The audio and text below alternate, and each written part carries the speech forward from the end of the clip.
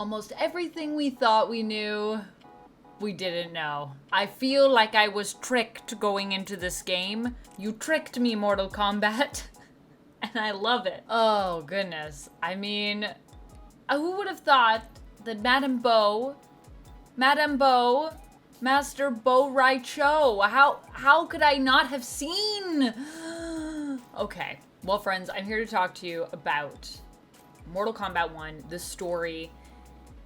Oh, what an experience it was. So if you are unaware, I actually streamed all of the story mode here on YouTube. Just click over to that live tab. You can check out my live streams there if you missed anything. I try to stream Tuesdays and Fridays here, Tuesdays or Fridays.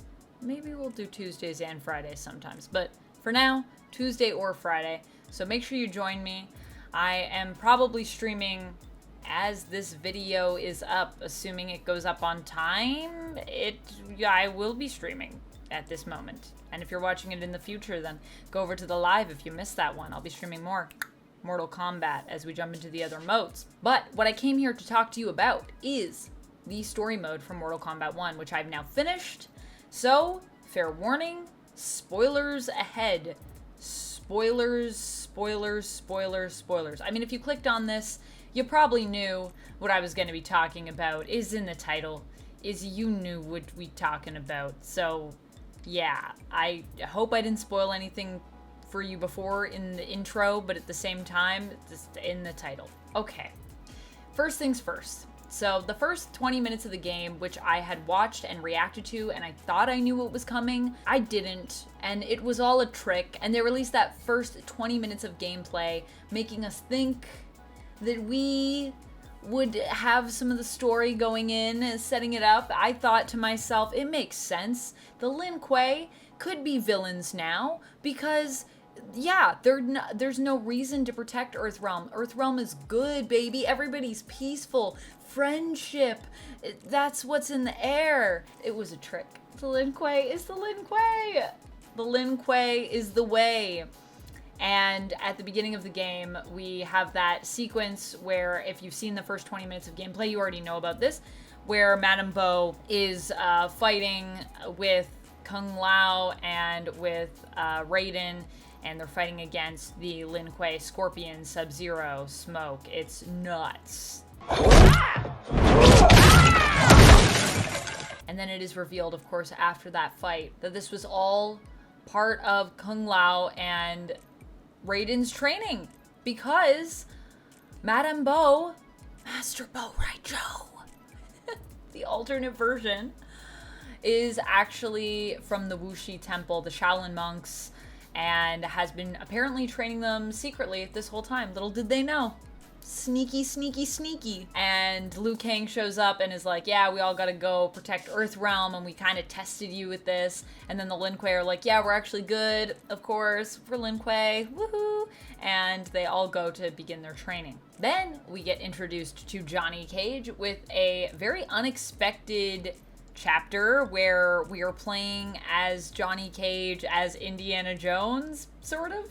And I was not expecting that, because I'm used to Johnny Cage being obviously the movie star coming in, and that being like a little bit of a gimmick. Obviously, I saw that in the first Mortal Kombat movie from the 90s. That is the gimmick. But it went on for a while, and then I started to think, like, maybe he is an adventurer in this world. Maybe this is like real life. And you have your cameo character is basically his version of Short Round. Man, I can't remember his name for the life of me. I'm trying to look it up. I can't remember what his name was in the game. But it was really funny, and it got to the point where also, like, I think his name was, like, Ethan or something like that. Anyways, he gets sacrificed. He doesn't get sacrificed, but he perishes, let us say.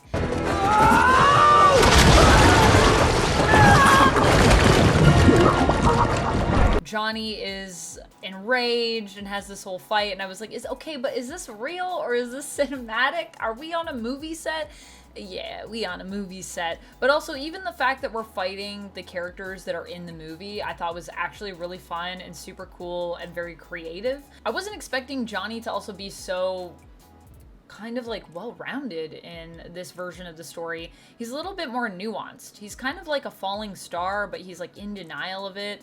He's bankrupt and he's trying to find a way to like move forward in his career from moving from action star to like director and producer. And I just thought it was a super cool little story for him. He's like still a jerk, but he's not like he's not as much of a jerk as he's been in the past. And I thought that was really cool to just add a bit of nuance to his character. And through that, we're introduced to Kenshi. Kenshi was super cool in this. I gotta say, I really like Kenshi. I'm very excited to play around more in the lab with Kenshi and just kind of see a little bit more of like what's going on with this character, because I got a taste and I was like, this is fun. This is really fun. So that's definitely a character I'm very curious about. So, you know, we move from Johnny Cage and Kenshi, then get reunited after they have the fight for Sento, which Johnny has, and then Liu Kang shows up and is like, yeah, I'm recruiting you guys too.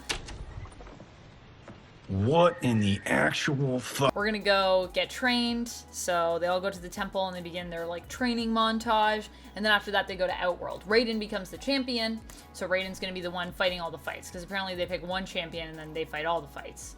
Which seems like a weird system, but whatever, that is what it is. They get to Outworld and we get introduced to some of the characters from Outworld. Obviously Sindel, Katana, Melina, and of course, one of my favorite characters, I think, in this entire story, Li Mei. So Li Mei probably has one of the most tragic stories of everyone. So she was Umgadi, but she was kicked out of the Umgadi because basically she is blamed for Jared's death, who was Sindel's husband, the king of Outworld. And because of that, she's still like basically the head of the Outworld police, but she's not in the good books with the royals. And it's really sad because you also find out later on in her story that she was actually like best friends with Sindel before this.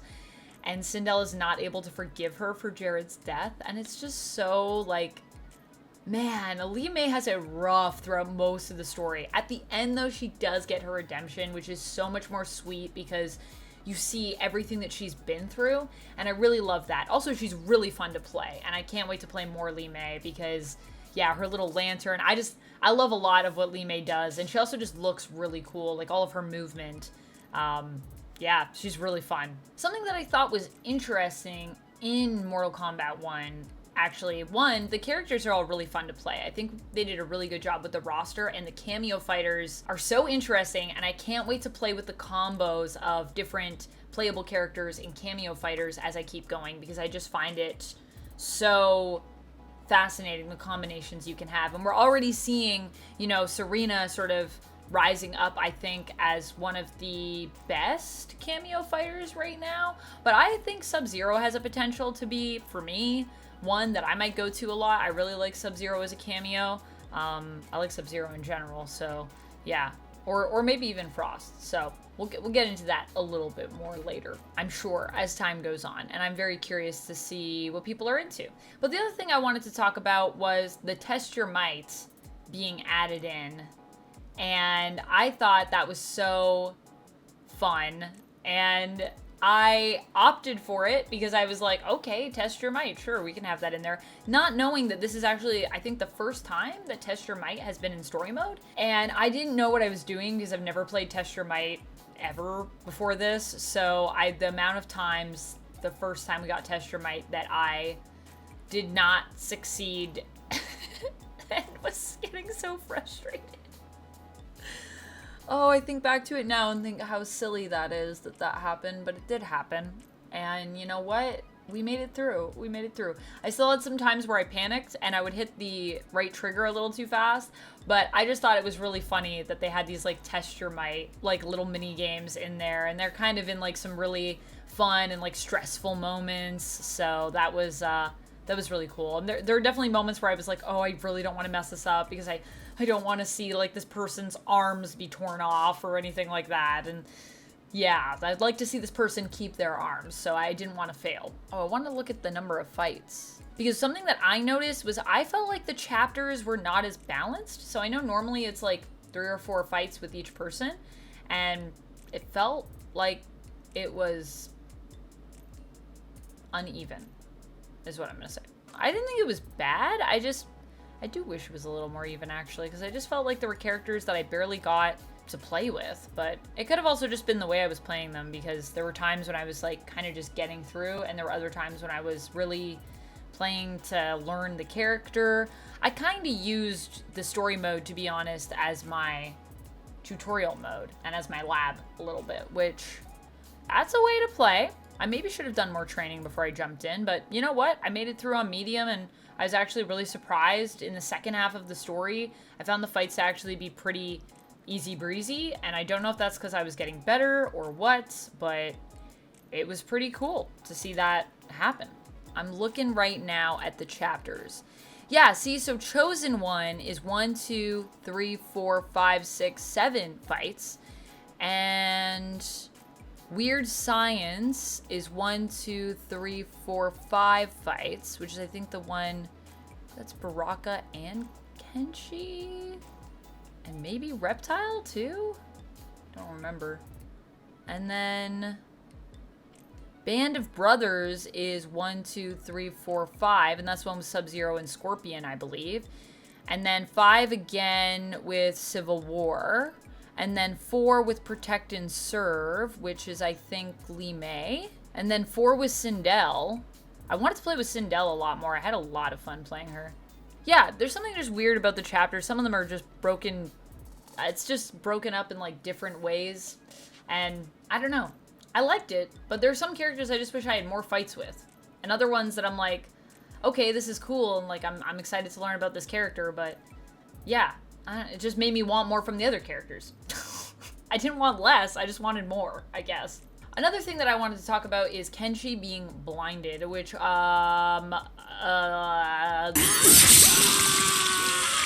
there's definitely going to be a reaction of me, for me reacting to that somewhere. It broke my brain. It's breaking my brain now talking about it.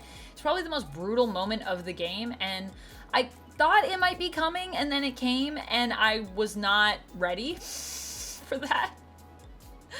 And it was so emotional, and oh my gosh, I can't believe that it happened again, and that we witnessed it, and it was terrible. It was terrible. I'm having like a meltdown just thinking about it right now. It was so good. It was such a good, highly anticipated story moment. All the villains being in on this plot together, by the way, is also insane. So we learn that Melina is not well. Melina is sick.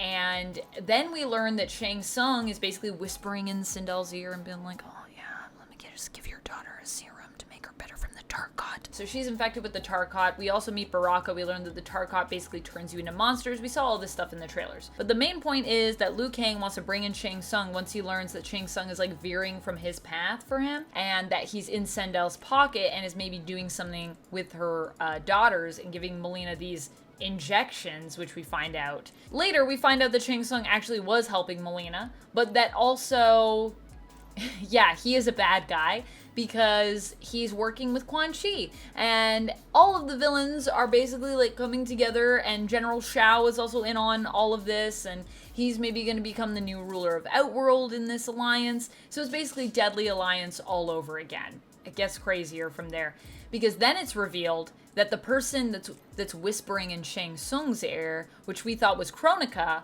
not Kronika, Damashi. Just kidding, not Damashi. Shang Tsung posing as Damashi, dressed up as Kronika. So many layers to that, and that was the thing that really made me, yeah, it was wild. It was wild. So it was just a lot of layers, and I loved it, and I was not expecting any of that. I mean, I kind of thought Shang Tsung was going to be the main villain, and then he was the main villain, but I wasn't expecting it to be like that twisty in the way they revealed it, and I wasn't expecting Deadly Alliance off the bat, and then I wasn't expecting that it was going to basically lead into Armageddon, which is what we get next. Also something, we have to talk about this. So Ermac also at one point basically gets purified, and once he's purified, he just becomes Jared, because Jared was one of the trees in the forest, which is basically the souls they were harnessing for Ermac. And so Jared takes control, and then it's just him in Ermac, and he's returned, and then the family's reunited, and then that's when Sindel's chapter ended, and I thought to myself, oh no, we've done all the fights with Sindel. Sindel's in danger. And then she died fighting her dark self from an alternate reality, because we learn that the Shang Tsung that's been manipulating everything is not the Shang Tsung from this reality. He is the Shang Tsung from another reality, because everything that happened in MK11 at the end caused a split. So there's not just one timeline. There's a timeline where Liu Kang wins, and there's a timeline where Shang Tsung wins. And then it gets even crazier, because we learned there are actually multiple universes. So there's multiple different realities where other people won and became the Keeper of Time, including one with Katana. And then we get this beautiful Liu Kang and Katana reunion, and it's so sweet, and it made me cry. But also, there's maybe too many timelines. It was really fun because we got to have all the multiversal characters, especially at the end for Armageddon when you climb the tower, which there's so many callbacks to the 3D era, to the previous games that have come before this, which, like I said, I haven't watched everything yet, but I have seen people calling out all those references, and I just think the fact that this game is such an homage to everything that has come before makes it top tier for me. That was a thing I loved. I loved the relationships in this. I loved the characters. I loved their stories. But I do think the multiversal stuff is cool, but it just felt a bit like, oh, and there's also a bunch of universes, and so we'll just get all the other universes to go against Shang Tsung from, you know, that who he's the Keeper of Time in his universe, and then we'll win. And then Armageddon happens, and then you fight a bunch of people, and there's mashup characters. It's really fun, and then the game ends. And it felt a little rushed. The ending felt rushed. The ending is the weakest part, I think, of this story. The rest of the story, though, guys, it's good. It's really good.